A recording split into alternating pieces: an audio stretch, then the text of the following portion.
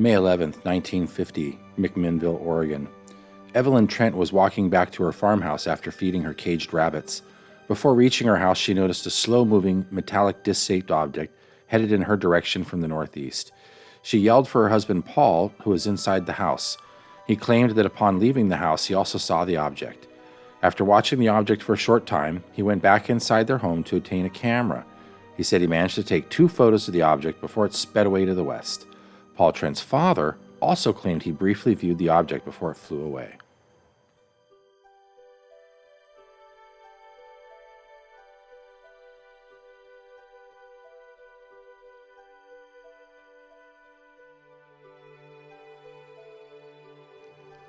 August 15, 1950, Great Falls, Montana.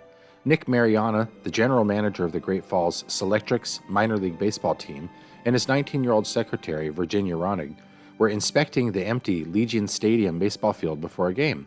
A bright flash caught Mariana's eye, and according to his reports, he saw 2 bright silvery objects rotating while flying over Great Falls at a speed he estimated to be 200 to 400 miles per hour.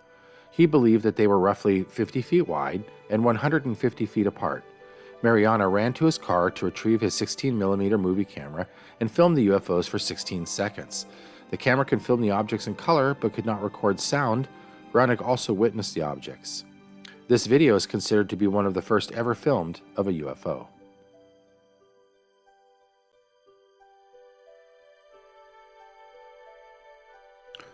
August 25, 1951, Lubbock, Texas. Edward Ruppelt wrote that the first sighting was reported by 3 professors from Texas Technological College, now East Texas University, located in Lubbock on August 25, 1951, at around 9 p.m. According to Ruppelt, they were sitting in the backyard of one of the professors' homes when they observed a total of 20 to 30 lights, as bright as stars but larger in size, flying overhead.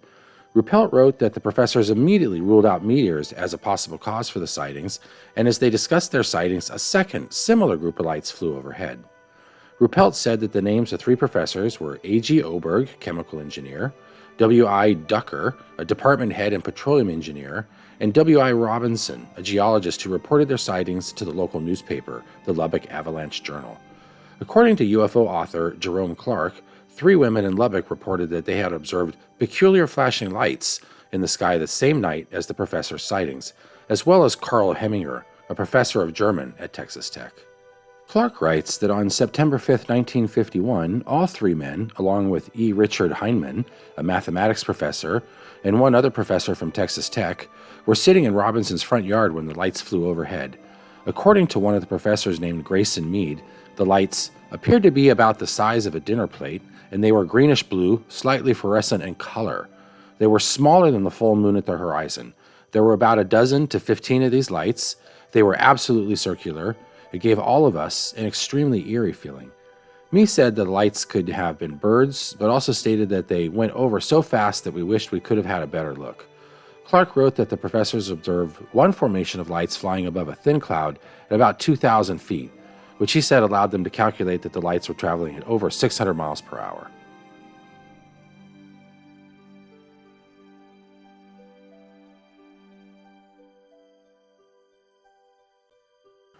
July 19, 1952, Washington, D.C. Edward Nugent, an air traffic controller at Washington National Airport, today Ronald Reagan Washington National Airport, spotted 7 objects on his radar.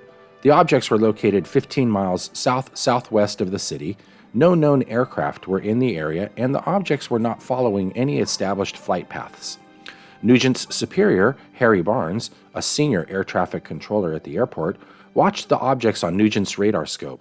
He later wrote, "Who knew immediately that a very strange situation existed? Their movements were completely radical compared to those of ordinary aircraft." Barnes had 2 controllers check Nugent's radar. They found that it was working normally. Barnes then called National Airport's radar-equipped control tower. The controllers there, Howard Coughlin and Joe Zacco, said that they also had identified blips on their radar. Barnes had 2 controllers check Nugent's radar. They found that it was working normally. Barnes then called National Airport's radar-equipped control tower. The controllers there, Howard Coughlin and Joe Zacco, said that they also had unidentified blips on their radar screen and saw a hovering bright light in the sky. which departed with incredible speed. Cochran asked Zacco, "Did you see that? What the hell was that?" At this point, other objects appeared in all sectors of the radar scope. When they moved over the White House and the United States Capitol, Barnes called Andrews Air Force Base, located 10 miles from National Airport.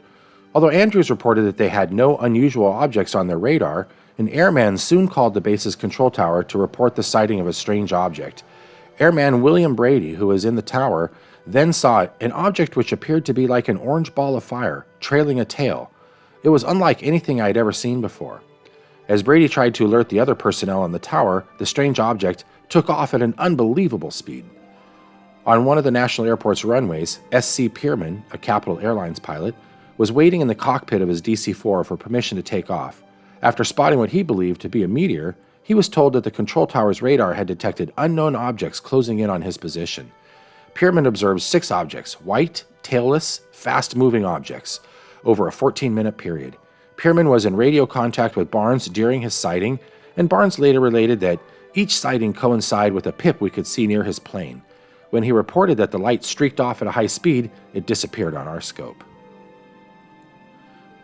Meanwhile, at Andrews Air Force Base, the control tower personnel were tracking on radar what some thought to be unknown objects, but others suspected and in one instance were able to prove were simply stars and meteors.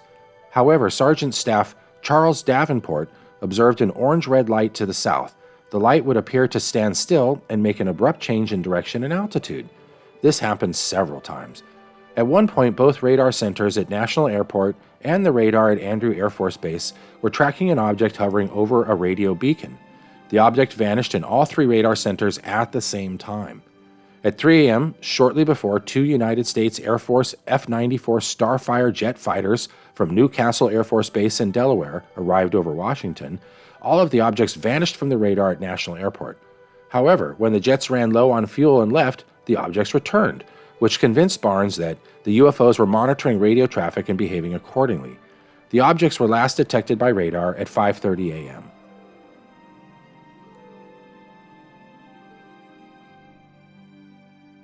July 14, 1952, Chesapeake Bay, Virginia. A Pan American World Airways DC-4 was on a routine flight from New York to Miami.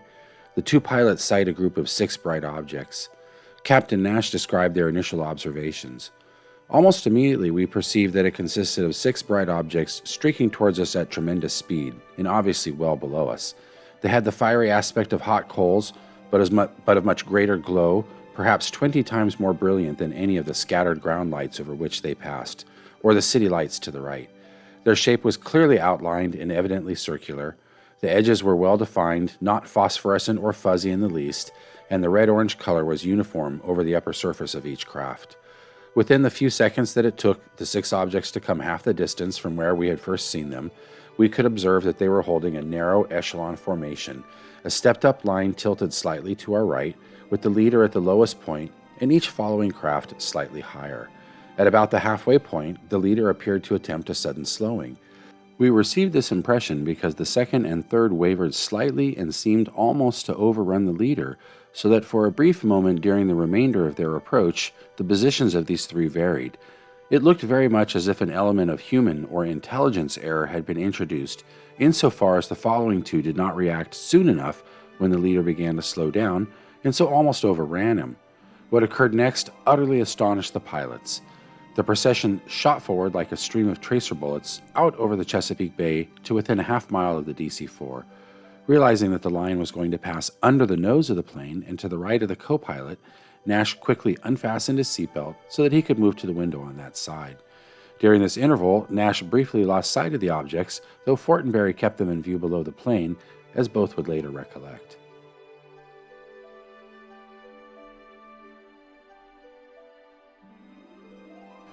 September 12, 1952, in the town of Flatwoods, West Virginia. At 7:15 p.m., 2 brothers, Edward and Fred May, and their friend Tommy Heyer, said that they saw a bright object cross the sky and land on the property of local farmer G. Bailey Fisher. The boys went to the home of Kathleen May, where they told their story. May, accompanied by the 3 boys, local children Neil Nunley and Ronnie Shaver, and West Virginia National Guardsman Eugene Lemon, went to the Fisher farm in an effort to locate whatever it was that the boys had said they had seen. The group reached the top of a hill where Nunley said they saw a pulsing red light. Lemons said he aimed a flashlight in that direction and momentarily saw a tall, man-like figure with a round, red face surrounded by a pointed, hood-like shape. Descriptions varied. In an article for Fate magazine based on his tape-recorded interviews, UFO writer Gray Barker described the figure as approximately 10 feet tall, with a round, blood-red face, a large, pointed, hood-like shape around the face, eye-like shapes which emitted greenish-orange light, and a dark black or green body. May described the figure as having small, claw-like hands, clothing-like folds, and a head that resembled the ace of spades. According to the story, when the figure made a hissing sound and glided towards the group, Lemon screamed and dropped his flashlight, causing the group to run away.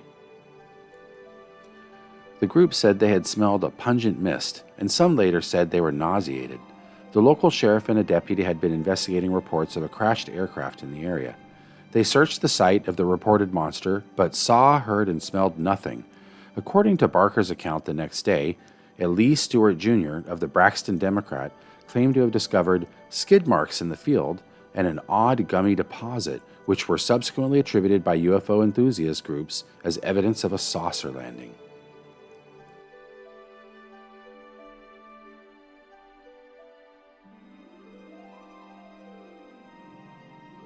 October 27, 1954, Florence, Italy. A reserve game between Fiorentina and nearby rivals Pistoiese was underway at the Stadio Artemio Franchi when a group of UFOs traveling at high speed abruptly stopped over the stadium. The stadium became silent as the crowd of around 10,000 spectators witnessed the event and described the UFOs as cigar-shaped. It went on for several minutes before silvery glitter fell down over the stadium and covered everything. The substance was also seen falling elsewhere the same day. After that, shiny balls had been observed.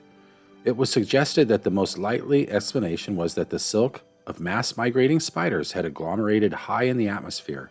This suggestion was, however, contradicted by the chemical analysis of the substance that was undertaken at the Institute of Chemical Analysis at University of Florence, which found it contained boron, silicon, calcium, and magnesium, which, according to science writer Philip Ball, didn't seem to match with the spider theory. According to Ball, magnesium and calcium are fairly common elements in living bodies, boron and silicon much less so. But if these were the main elements that the white fluff contained, it doesn't sound as though they'd come from spiders.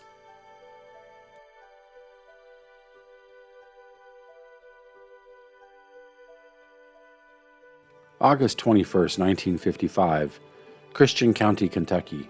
5 adults and 7 children arrived at the Hopkinsville police station claiming that small alien creatures from a spaceship were attacking their farmhouse and that they had been holding them off with gunfire for nearly 4 hours. 2 of the adults, Elmer Sutton and Billy Ray Taylor, claimed they had been shooting at a few short, dark figures who repeatedly popped up at the doorway or peered into windows. The Kentucky New Era, the first paper to report the incident, amplified the number to 12 to 15, and that number continues to be reported.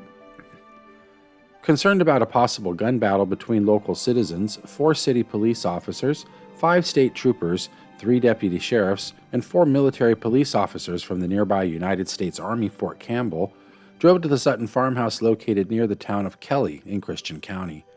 Their search yielded nothing apart from evidence of gunfire and holes in window and door screens made by firearms.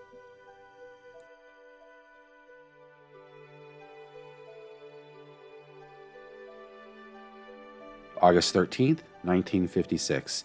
U.S. Air Force tenanted RAF Bentwaters, Suffolk, UK. This was a dry, largely clear night with, observers noted, an unusually large number of shooting stars associated with the Perseid meteor shower. At 21:30, radar operators at the base tracked a target, appearing similar to a normal aircraft return, approaching the base from the sea at an apparent speed of several thousand miles per hour. They also tracked a group of targets moving slowly to the northeast, which merged into a very large return, several times the strength of that from a B-36, before moving off the scope to the north, as well as a further rapid target proceeding from east to west. A T-33 trainer from the 512th Fighter Interceptor Squadron crewed by First Lieutenants Charles Metz and Andrew Rowe, was directed to investigate the radar contacts but saw nothing. No visual sightings of the objects were made from Bentwaters in this period, with the exception of a single amber, star-like object, which was subsequently identified as probably being Mars, then low in the southeast. At 22:55, a target was detected approaching Bentwaters from the east at a speed estimated around 2,000 to 4,000 miles per hour. It faded from the scope as it passed over the base, possibly suggesting anomalous propagation as a source for the target, although ground-based radars almost always have a blind spot overhead, reappearing to the west. However, as it passed overhead, a rapidly moving white light was observed from the ground, while the pilot of a C-47 at 4,000 feet over Bentwaters reported that a similar light had passed beneath his aircraft. At this point, Bentwaters alerted the U.S.-tenanted RAF Lakenheath base, 40 miles to the northwest, to look out for the targets. Ground personnel at Lakenheath made visual sightings of several luminous objects, including two which arrived, made a sharp change in course, and appeared to merge before moving off. The angular size of these objects was compared to that of a golf ball at arm's length, and they were stated to dwindle to pinpoint size as they moved away, an observation which seems to rule out a bolide or bright meteor. The final phase of the incident was described in some detail by Technical Sergeant Forrest Perkins, who was the watch supervisor in the Lakenheath Radar Air Traffic Control Center and who wrote directly to the Condon Committee in 1968. Perkins claimed that two RAF de Havilland Venom interceptors were scrambled and directed towards a radar target near Lakenheath. The pilot of the first Venom achieved contact, but then found that the target maneuvered behind him and chased the aircraft for a period of around 10 minutes despite the latter's taking violent evasive action. Perkins characterized the pilot as getting worried, excited, and also pretty scared. The second Venom was forced to return to its home station due to engine problems. Perkins stated that the target remained on their screens for a short period before leaving on a northerly heading.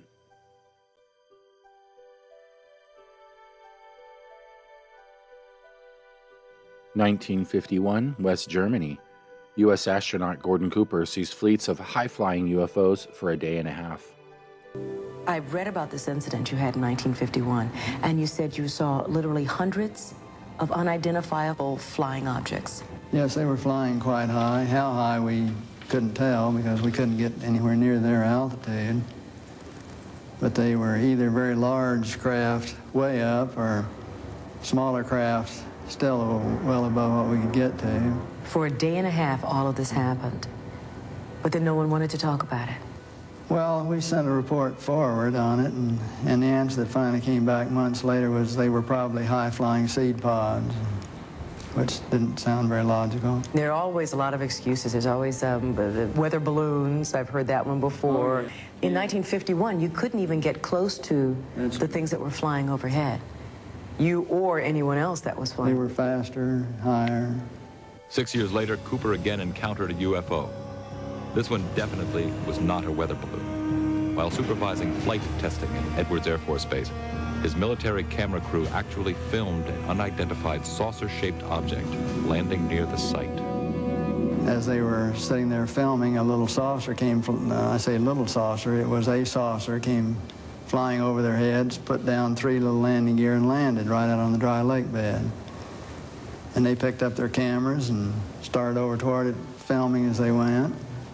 And when they got in fairly close to it, it lifted up, put the gear back in the wheel wells, tipped up, and took off at a great rate of speed. And so they came into my office and told me what had happened, and I sent them over to develop the film. And then had to go through all the proper regulations of reporting this. And we wound up having to send the film forward to Washington in the base jet airplane. And I don't know whether anyone's ever seen it since.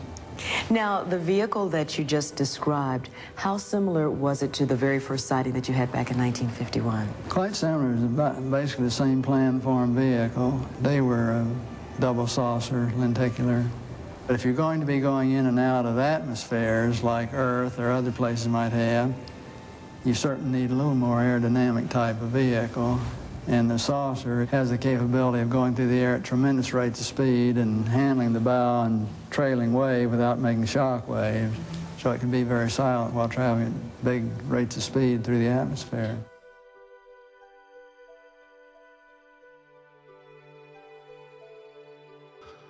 May 20th, 1957, Norwich, UK. Milton Torres, a U.S. F-86D Sabre pilot, was told by his UK commanders to unload all 24 of his rockets on a mysterious object moving over the sleepy community of Norwich. I got scrambled one night, and my first orders are, you will be ordered to fire on this mission. In just a few minutes, he was over the North Sea in a fighter like this at 31,000 feet, traveling nearly the speed of sound. In the dark and in the clouds, Milton saw the strongest signal he had ever seen on his radar screen. Bigger than shit, the target was there, and the target looked like an aircraft carrier. It was that big on my screen. He flew toward it to try and shoot it down. And it takes off like you're just standing still. Like I wasn't even there. Like I wasn't even there. Just gone. Milton has no earthly explanation for what he saw. Could it have been a problem with the radar? Could it have been a weather phenomenon? No. Could it have been a meteor? Any of those things? Everything was explained to me already. Yeah? I knew what it was. It was some design of an aircraft by some space alien. Milton Torres says a U.S. intelligence agent ordered him to keep his mouth shut.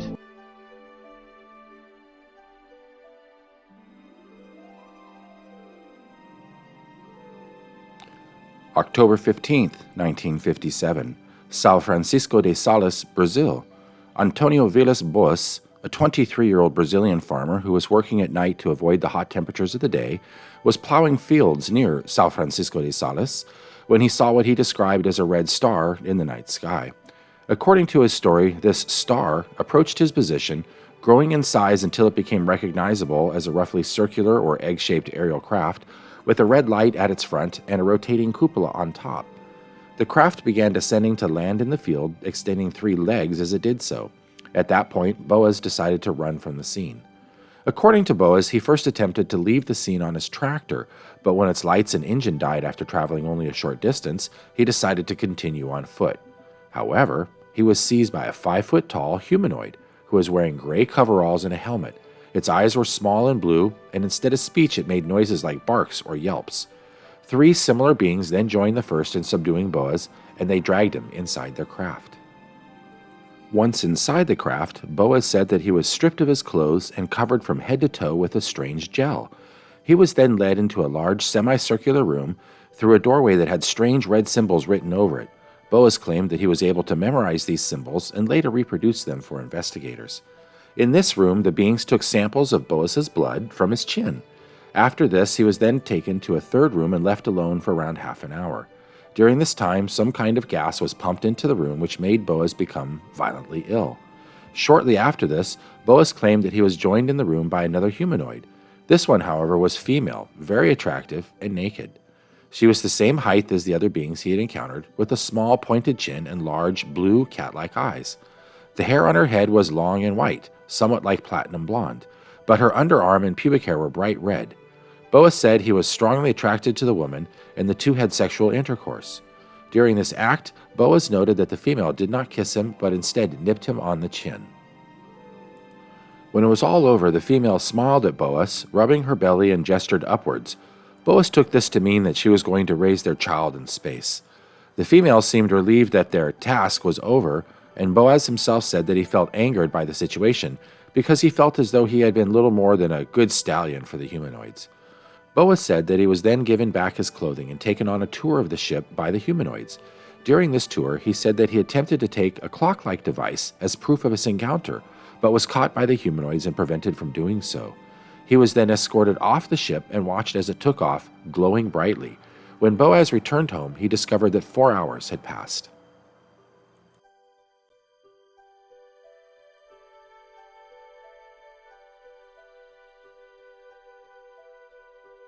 November 2nd, 1957, Levelland, Texas. 2 immigrant farm workers, Pedro Saucedo and Joe Salaz, called the Levelland Police Department to report a UFO sighting. Saucedo told police officer A.J. Fowler, who was working the night desk at the police station, that they had been driving 4 miles west of Levelland when they saw a blue flash of light near the road.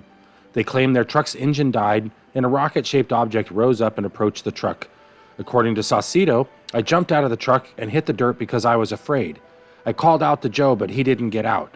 The thing passed directly over my big truck with a great sound and rush of wind. It sounded like thunder, and my truck rocked from the flash. I felt a lot of heat. As the object moved away, the truck's engine restarted and worked normally. Believing the story to be a joke, Fowler ignored it. An hour later, motorist Jim Wheeler reported a brilliantly lit, egg-shaped object about 200 feet long was sitting in the road 4 miles east of Levelland, blocking his path. He claimed his vehicle died, and as he got out of his car, the object took off and its lights went out. As it moved away, Wheeler's car restarted and worked normally. At 10:55, a married couple driving northeast of Levelland reported that they saw a bright flash of light moving across the sky, and their headlights and radio died for 3 seconds. 5 minutes later, Jose Alvarez claimed he met a strange object sitting on the road 11 miles north of Levelland, and his vehicle's engine died until the objects departed. At 12:05 a.m. on November 3rd, a Texas Technological College, now Texas Tech University, student named Newell Wright was surprised when driving 10 miles east of Levelland. His car engine began to sputter. The ammeter on the dash jumped to discharge and then back to normal, and the motor started cutting out like it was out of gas. The car rolled to a stop, then the headlights dimmed and several seconds later went out. When he got out to check on the problem, he saw a 100-foot-long, egg-shaped object sitting in the road. It took off, and his engine started running again. At 12:15 a.m., Officer Fowler received another call, this time from a farmer named Frank Williams, who claimed he had encountered a brightly glowing object sitting in the road, and, as his car approached it, his lights went out and its motor stopped. The object flew away, and his car's lights and the motor started working again. Other callers were Ronald Martin at 12:45 a.m. and James Long at 1:15 a.m., and they both reported seeing a brightly lit object sitting in the road in front of them, and they also claimed that their engines and headlights died until the object flew away. By this time, several Levelland police officers were investigating the reports.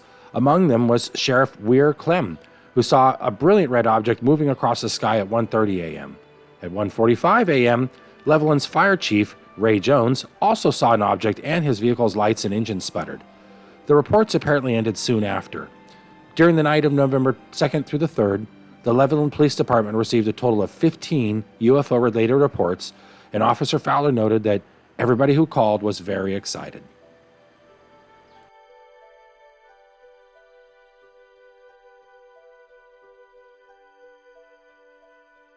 November 4th, 1957, Kirtland Air Force Base, Albuquerque, New Mexico.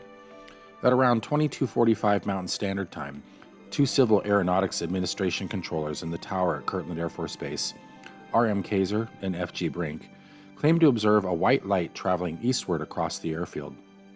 The light appeared to maneuver, and a brief radar contact was confirmed before the men saw a dark object descend steeply at the end of runway 26.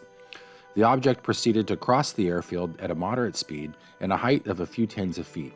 Through binoculars, it appeared to be around 15 to 20 feet tall, vertically elongated and egg-shaped with a single white light in its base. It came to within 3,000 feet of the tower before hovering for a period of up to a minute. It then moved eastwards to the base boundary before suddenly climbing at high speed into the overcast. Kaiser and Brink called the Albuquerque Radar Approach Control Unit, who confirmed a target moving eastward in the expected area. It turned south, moving, according to Kaiser, at a very high speed before orbiting in the vicinity of the Albuquerque low-frequency range station for a number of minutes. The target then moved back north towards Kirtland, hovering over the outer marker south of the main north-south runway.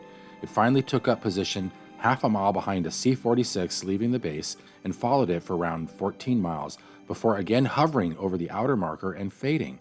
The total period of radar contact lasted around 20 minutes.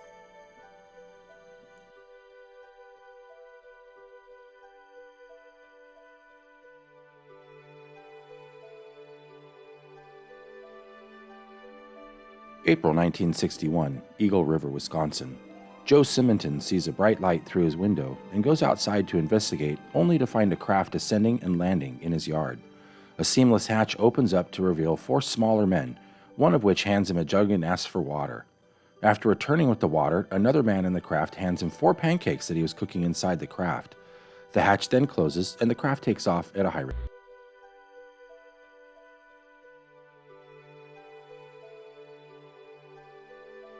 "10:30 p.m., September 19th, 1961, Lancaster, New Hampshire. The Hills were driving back to Portsmouth from a vacation in Niagara Falls and Montreal. Just south of Lancaster, New Hampshire, Betty claimed to have observed a bright point of light in the sky that moved from below the moon and the planet Jupiter upward to the west of the moon. While Barney navigated U.S. Route 3, Betty reasoned that she was observing a falling star, only it moved upward. Because it moved erratically and grew bigger and brighter, Betty urged Barney to stop the car for a closer look, as well as to walk their dog Delcy. Barney stopped at a scenic picnic area just south of Twin Mountain. Betty, looking through binoculars, observed an odd-shaped craft flashing multicolored lights travel across the face of the moon. Because her sister had several years earlier said she had seen a flying saucer, Betty thought it might be what she was observing. Through binoculars, Barney observed what he reasoned was the commercial airliner traveling towards Vermont on its way to Montreal. However, he soon changed his mind because without looking as if it had turned, the craft rapidly descended in his direction. This observation caused Barney to realize this object that was a plane was not a plane. The Hills said they continued driving on the quiet and isolated road, moving very slowly through Franconia Notch in order to observe the object as it came even closer. At one point, the object passed above a restaurant and signal tower on the top of Cannon Mountain and came out near the Old Man of the Mountain. Betty testified that it was at least 1.5 times the length of the granite cliff profile, which was 40 feet long, and that seemed to be rotating. The couple watched as the silent, illuminated craft moved erratically and bounced back and forth in the night sky.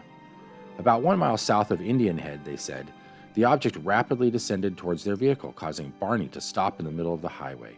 The huge, silent craft hovered about 80 to 100 feet above the Hills' 1957 Chevrolet Bel Air and filled the entire field of view in the windshield. It reminded Barney of a huge pancake. Carrying his pistol in his pocket, he stepped away from the vehicle and moved closer to the object. Using the binoculars, Barney claimed to have seen 8 to 11 humanoid figures who were peering out of the craft's windows, seeming to look at him. In unison, all but one figure moved to what appeared to be a panel on the rear wall of the hallway that encircled the front portion of the craft. The one remaining figure continued to look at Barney and communicated a message telling him to stay where you are and keep looking. Barney had a recollection of observing the humanoid forms wearing glossy black uniforms and black caps. Red lights on what appeared to be bat-wing fins began to telescope out of the sides of the craft, and a long structure descended from the bottom of the craft. The silent craft approached to what Barney estimated was within 50 to 80 feet overhead and 300 feet away from him. On October 21, 1961, Barney reported to National Investigations Committee on Aerial Phenomena investigator Walter Webb that the beings were somehow not human. Through later hypnotic regression sessions, the Hills were able to recall being abducted and taken into the craft in what became one of the most famous UFO cases in history.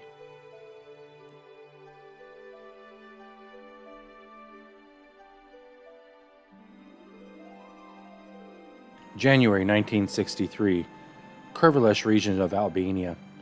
Residents of the village of Kalamashtes report seeing a bright object in the sky.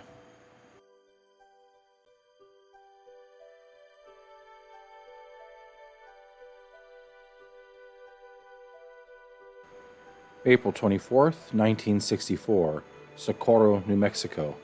Sergeant Lonnie Zamora told authorities he was pursuing a speeding car south of Socorro, New Mexico, when he heard a roar and saw a flame in the sky to southwest some distance away, possibly a half mile or a mile. Believing a local dynamite shack might have exploded, Zamora said he discontinued the pursuit and investigated the potential explosion. Zamora claimed to have observed a shiny object to the south about 150 to 200 yards that he initially believed to be an overturned white car up on radiator or on trunk. The object was like aluminum. It was whitish against the mesa background, but not chrome, and shaped like the letter O. Zamora claimed to have briefly observed 2 people in white coveralls beside the object, who he later described as normal in shape, but possibly they were small adults or large kids.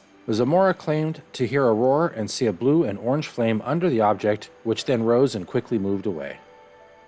This road about a half a mile, and then I stopped my car and got out and looked out, and I could see a white looking object in the distance.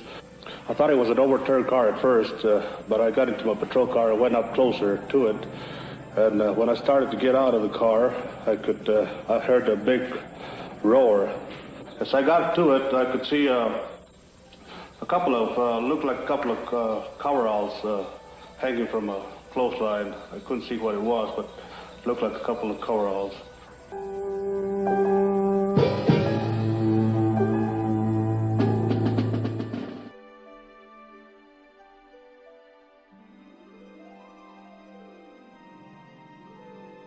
September 18, 1964, Sidoarjo, Indonesia.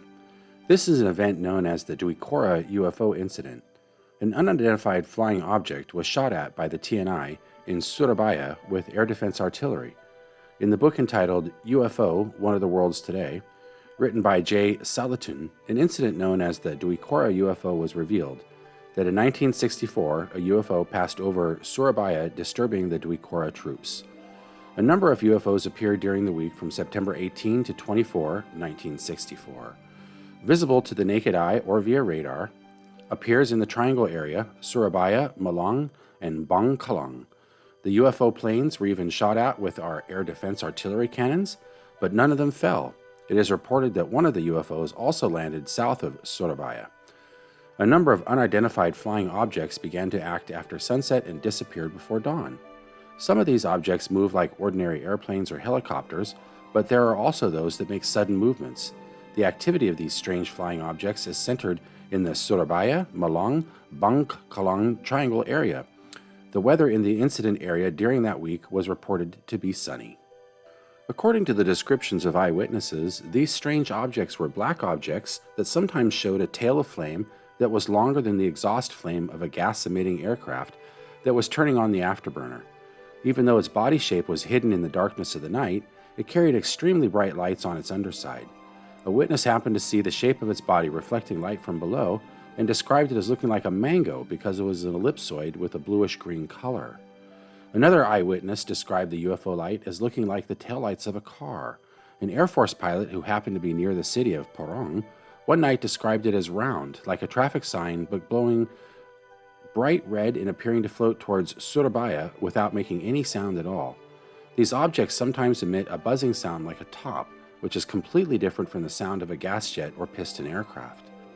The characteristic of the Dwi Kora Surabaya UFO case is that the unidentified flying objects were greeted with heavy fire from our air defense artillery cannons.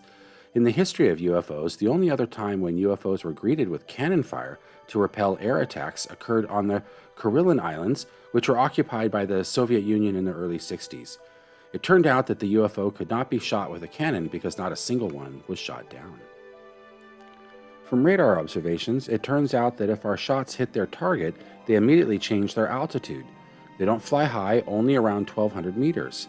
With the incessant artillery fire on air targets over densely populated areas, it is inevitable that casualties will occur. Several people who were sitting outside their homes in the Sidoarjo area were hit by shrapnel from cannonballs. Maybe they were enjoying the cool night air, so they didn't pay attention to the dangers of the air. The breach of Surabaya's air defenses by unidentified flying objects and the excesses arising from the cannons that countered air attacks at that time immediately caused public panic.